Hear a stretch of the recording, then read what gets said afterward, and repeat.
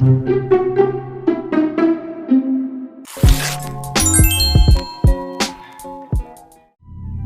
please stop. Uy, uy, uy, uy! Huwag dito, ma'am! Nawala naman bigla ng kontrol sa pagmamaneho.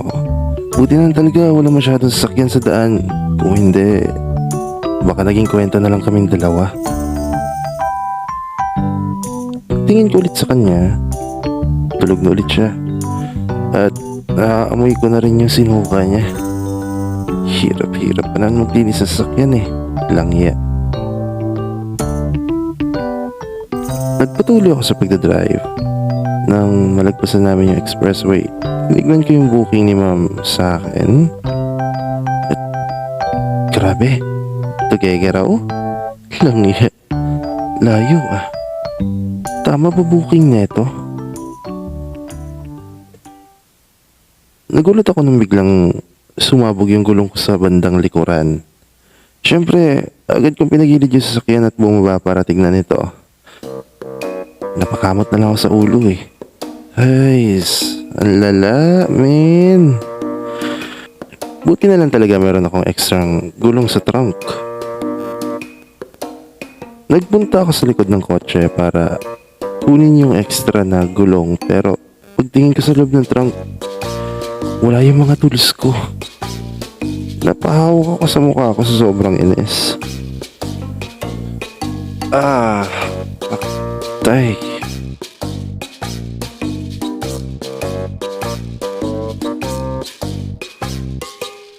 Nagising ako sa likod ng isang sasakyan.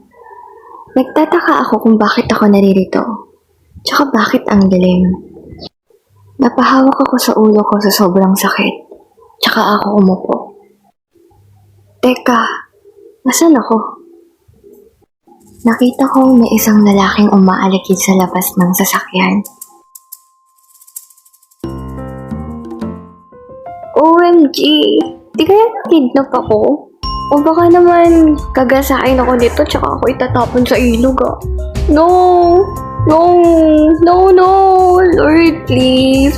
Ayoko pa po. Wag po, please. Dali-dali ko inilabas yung cellphone ko sa loob ng bag ko. Dahil sana tawagan yung driver ko o si Dad. Pero paktay, lobat yung phone ko. Dahan-dahan kong binubuksan yung pintuan ng car para hindi niya ako mapansin sa pagtakas. Pero Nakita ko siyang umupo sa backseat ng kotse. Bakit parang aligaga siya? Matignan nga. Nakita ko siyang dahan-dahan na binubuksan yung pintuan ng kotse. Kaya chinek ko agad. Ay ma'am, gising na pala kayo. Dad! Tulong! Kidnapper! Dad! Tulong! Dali-dali siyang kumaripas ng takbo papalayo sa sasakyan. Ma'am, saglit lang! Ihinabol ko siya. Siyempre, baka kumapano pa. At siyempre, client ko pa rin siya. Lumayo ka nga sa akin! You! Pervert! Pervert? Ma'am, di ako manyaki sa Uber driver niyo ako. Help me! Help! Hingal na hingal ako sa kakahabol sa babaeng ko. Ang bilis makbo. Habang hinahabol ko siya, nakita kong bigla na lang siya nadapa. Sa may bandang putik pa. Nagmadali akong pumunta sa kanya. Wag po kuya. Bata pa po ako. Wala po po kayong makukuha sa akin. Ha? Ma'am, pinagsasabi mo, Uber driver mo ako. Oo, Ben? Tumingin siya sa akin habang pinupunasan yung putik sa mukha niya. Hayop ang cute. Ay, nakakahiya.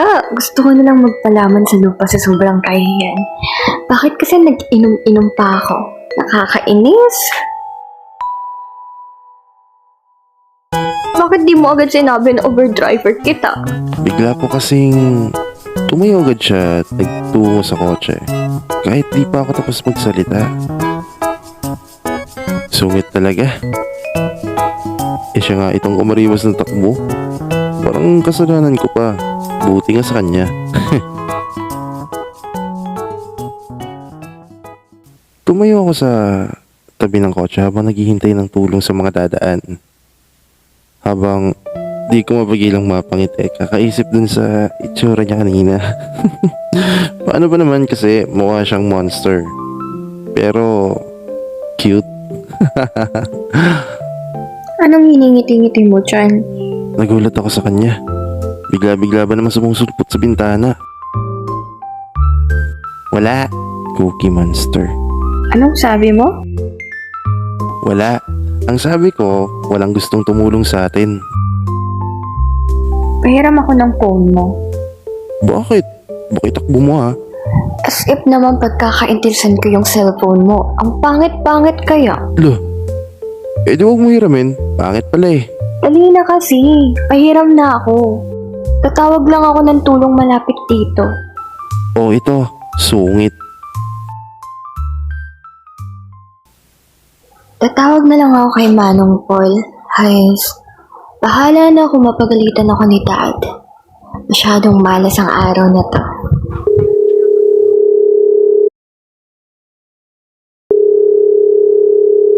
Hello, Manong Paul.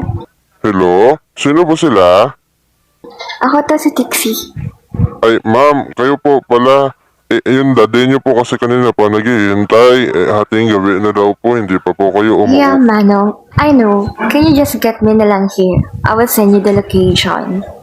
Okay, sige po, ma'am. Oh, ito na yung phone mo. Wala man lang thank you.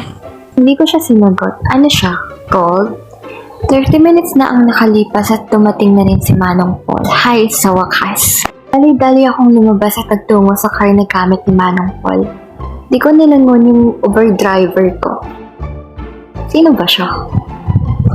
Let's go, Manong. Bahala na kung pagagalitan ako ni Dad. Binuksan ko yung bintana at inabot ko yung bayad sa nabuk kong Uber. Keep the change. Teka, baka pwede makahiram muna ng tools. No. Saglit lang Please lang. Sinaraduhan ko siya ng bintana at umalis na kami ni Manong Paul. Naiinis ako sa kanya, pero di pa rin mawala yung fact na cute siya. Grabe. Iniwan talaga ako. Masungit na nga. Madamot pa. Anong gagawin ko na ito? No choice ako kundi maghintay ng magpapahiram sa akin ng tools. Inabot na ako ng madaling araw nang makauwi ako sa paupang bahay. Mag-a-apply pa ako sa pangarap kong kumpanya. Ganun talaga. Sideline ko lang ang pag-u-Uber habang nag-a-apply ako sa media spot.